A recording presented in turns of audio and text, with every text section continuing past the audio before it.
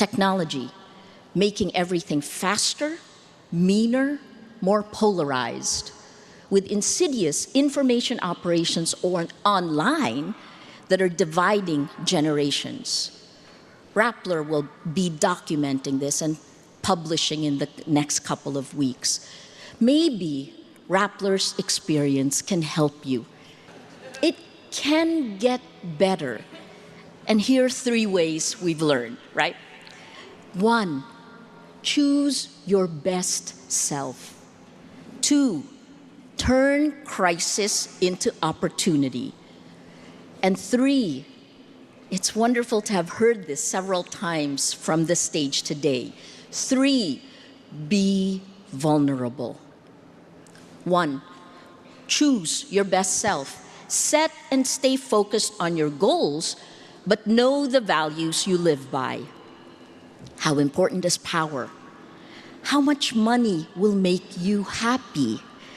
Because the only thing you can control in the world is you.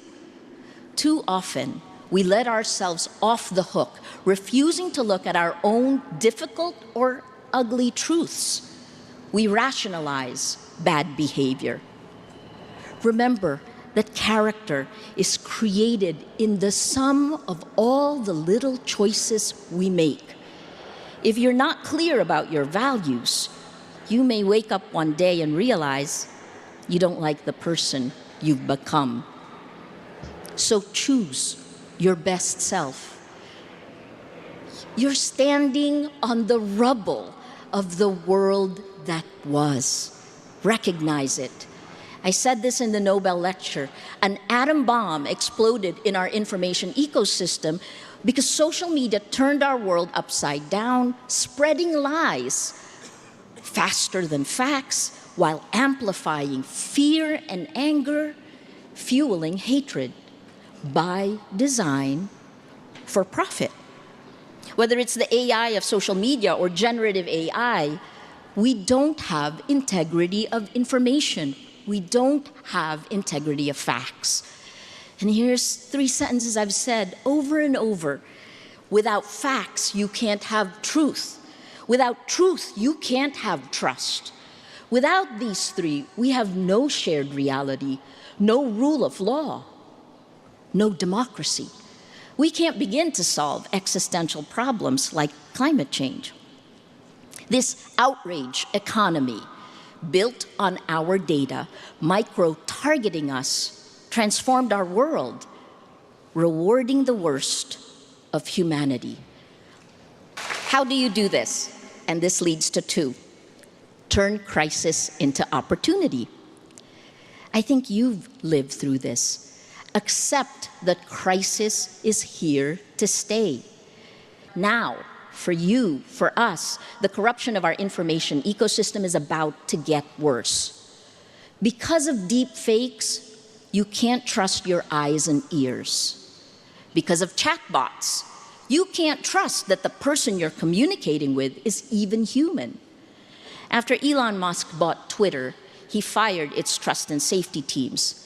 Meta and Google also cut some of their staff. So as half the world goes to the polls, goes to vote this year, there will be fewer safety measures in place to protect us.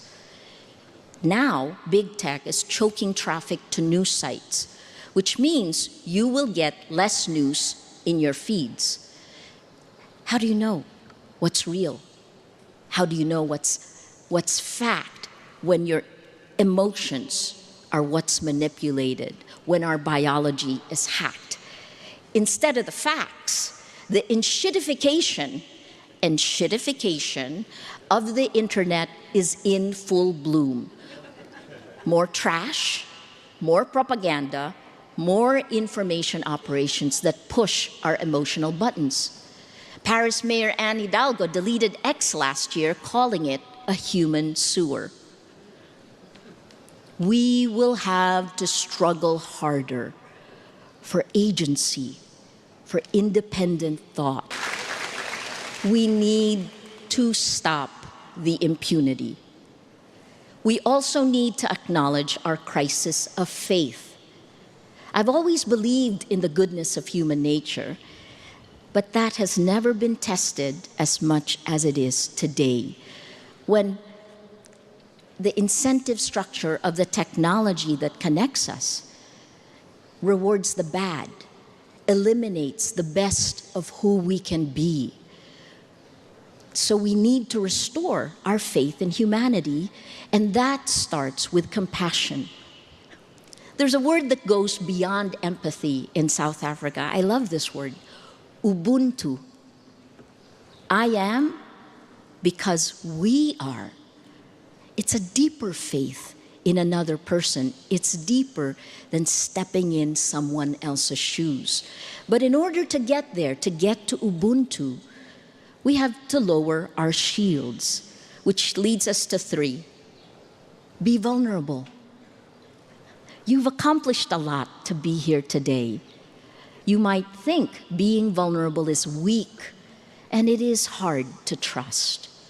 But in every relationship, in every negotiation, in order to move forward and accomplish anything meaningful, someone lowers their shield first, brings down their ego, the defense mechanism, then others follow. Let that person be you. Because when you're vulnerable, you create the strongest bonds. You restore trust and the ability to find creative solutions to intractable problems. You become resilient and enable the most inspiring possibilities. So, choose your best self. Turn crisis into opportunity. Be vulnerable. This is it. This time matters. What you do matters. The war isn't just happening in Gaza, in Sudan, in Ukraine. It isn't just out there. It's in your pocket. Each of us is fighting our own battles for facts, for integrity, because the dictator-to-be can zoom in and target each of us. So let me end by reminding you, we're standing on the rubble of the world that was. And you must have the courage, the foresight to imagine and create the world as it should be. More compassionate, more equal, more sustainable. Make it a world that is safe from fascists and tyrants. Alone, no matter how much of a superstar you are, you will accomplish very little. We will accomplish very little alone. This is about what we can do together, to find what binds us together. Our world on fire needs you. So, welcome to the battlefield. Join us.